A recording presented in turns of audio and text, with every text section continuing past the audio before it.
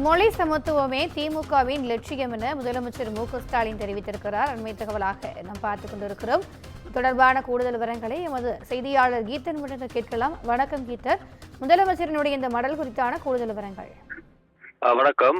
தொடர்ந்து இந்த மத்திய அரசு தமிழகத்தில் மும்மொழி கொள்கையை திணிப்பதற்காக மத்திய அரசு ஆண்டுதோறும் வழங்கி வரக்கூடிய 2000 கோடி ரூபாய் நிதியை சமக்கர சிக்ஷா நிதியின் திட்டத்தின் கீழ் நிறுத்தி இருக்கின்றது என்பது ஆளும் திமுக அரசின் குற்றச்சாட்டாக இருந்து வருகின்றது. இந்தியை திணிப்பதற்காக தான் இது போன்ற நடவடிக்கைகள் ஈடுபடுவதாக தொடர்ந்து முதலமைச்சர் மு.க.ஸ்டாலின் தெரிவித்து வரக்கூடிய நிலையில் இன்று திமுக தொண்டர்களுக்கு திமுக அதிகாரப்பூர்வ நாளேடான முரசொலியில் ஒரு தொண்டர்களுக்கு கடிதம் ஒன்றை எழுதியிருக்கின்றார். அதில் இந்திய திணிப்பை என்றும் எதிர்ப்போம், மொழி சமத்துவமே திமுகவின் லட்சியம் என்கின்ற அந்த தலைப்பில் முதலமைச்சர் எழுதியிருக்கக்கூடிய அந்த கடிதத்தில் இந்திய நாட்டின் தேசிய மொழி என்று இந்தியை பாஜகவினர் தெரிவிக்கின்றார்கள்.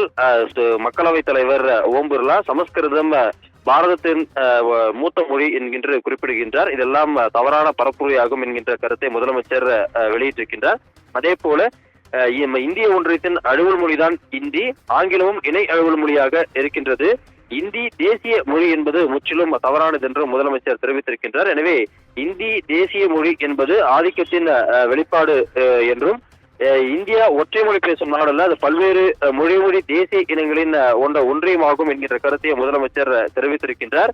இந்திய ஒன்றிய அலுவலகத்தின் மொழியாக இந்தி இருக்கின்றது, இணை மொழியாக ஆங்கிலம் இருக்கின்றது என்கிற கருத்தை முன்வைத்திருக்கக்கூடிய முதலமைச்சர் சமஸ்கிருதமே இந்தியாவின் மூல மொழி என்பது நம்மை அடிமையாக்கும் முயற்சி என்கின்ற ஒரு விமர்சனத்தையும் இந்த கடிதத்தின் வாயிலாக தெரிவித்திருக்கின்றார். தமிழ் மொழி செம்மொழி என்று முதலில் சொன்ன வெளிநாட்டவர் அறிஞர் ராபர்ட் கால்டுவெல் என்கின்ற அந்த வரலாற்றை குறிப்பிட்டிருக்கக்கூடிய முதலமைச்சர் ஒன்றியத்தை ஆள்பவர்கள் தமிழ் பகைவர்கள் என்று குறிப்பிட்டிருக்கின்றார். தமிழ் உள்ளிட்ட மாநில மொழிகளை பேசுபவர்களை இரண்டாந்தர குடிமக்களாக நடத்த பாஜக முயற்சிப்பதாக குற்றம் சாட்டியுள்ள முதலமைச்சர் தமிழ் மீது பிரதமர் மோடி மிகுந்த மதிப்பு வைத்திருக்கிறார் என்று கூறும் பாஜகவினர் அதற்காக தான் மும்மொழி திட்டத்தை கொண்டு வருவதாக தெரிவிக்கின்றனர். அப்படி இருக்கும் பொழுது சமஸ்கிருதத்திற்கு எவ்வளவு நிதி ஒதுக்கி இருக்கின்றார்கள், தமிழுக்கு எவ்வளவு நிதி ஒதுக்கி இருக்கின்றார்கள் என்கின்ற வேறுபாடே அவர்கள் தமிழ் பகைவர்கள் என்பதை வெளிச்சு போட்டு காட்டுவதாகவும் முதலமைச்சர் தொண்டர்களுக்கு எழுதியிருக்கக்கூடிய அந்த கடிதத்தில் சுட்டிக்காட்டியிருக்கின்றார். கூடுதல் விவரங்களுக்கு நன்றி கீதன்.